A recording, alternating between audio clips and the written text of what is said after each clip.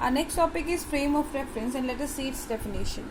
It is a system of coordinate axes attached to an observer having a cloak with him, with respect to which the observer can describe motion, displacement, acceleration, etc. of the moving object. For this, let us consider that you are observer. You are observer. You are observer. Sitting in a room. Sitting in a room. Right? The room is having base, length, breadth and height. You can imagine this situation. Base means length, breadth and height of the room. So it is having 3 coordinates attached to that, attached to you. Now you want to study the motion of any other person which is sitting beside you. Right? Now that person is moving from one point to another. Let that person is this. Now how can you specify this person's position? You will say this person is at position X, Y, Z with respect to the observer, which is at origin. This O is called origin, which is the position of you as an observer. X, Y, Z means you can write mathematically. You must have seen that. It means at this point, this person is at X distance from the origin, at Y distance from the origin, and at Z distance from the origin. Means base, length and height. So at this position we can easily specify. When we are talking about a person who is moving over the floor, in this case this Z coordinate will not be considered because that is a 2-dimensional motion. So we will consider only X and Y coordinate with respect to the observer. So it means now the observer have studied the position of the object. Now when the person move to the next position, again the coordinate will change and new coordinate will be X dash, Y dash, suppose. Means the new position of that person with respect to the observer.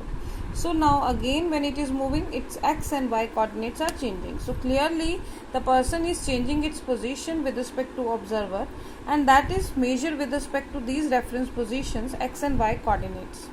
Now if you want to measure the speed of that person, what will you do?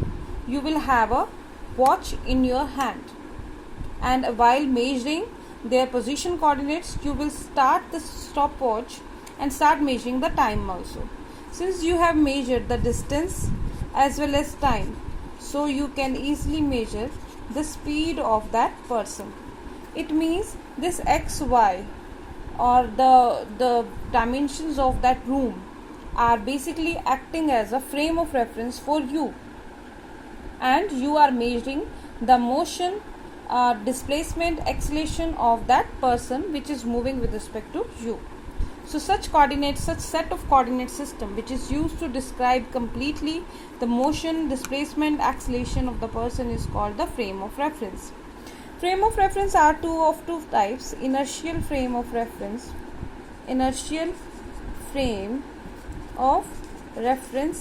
and second one is non-inertial frame of reference. Inertial frame of reference is that which follows Newton's first law.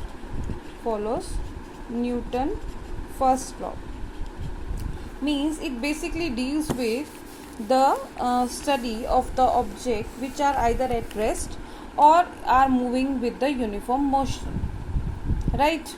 In this case, the object, like suppose the passenger is sitting inside the bus, or the bus is moving with uniform motion.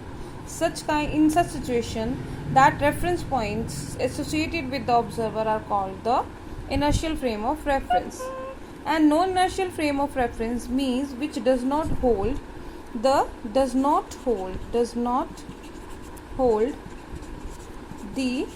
Newton's first law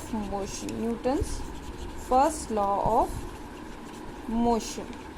Right? Means in this case, whenever the accelerated motion is related, such kind of inertial frame of reference is called inertial frame of reference.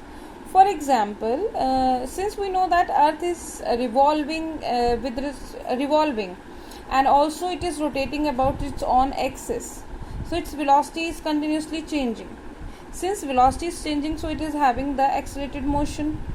So accelerated motion, so it means if we want to measure we want to observe any point outside the earth, in this case, in this situation, that earth is said to be the non-inertial frame of reference. But if we are discussing, if we are studying about any object inside on the surface of earth, in that case, that frame of reference, which is earth, is considered to be the inertial frame of reference.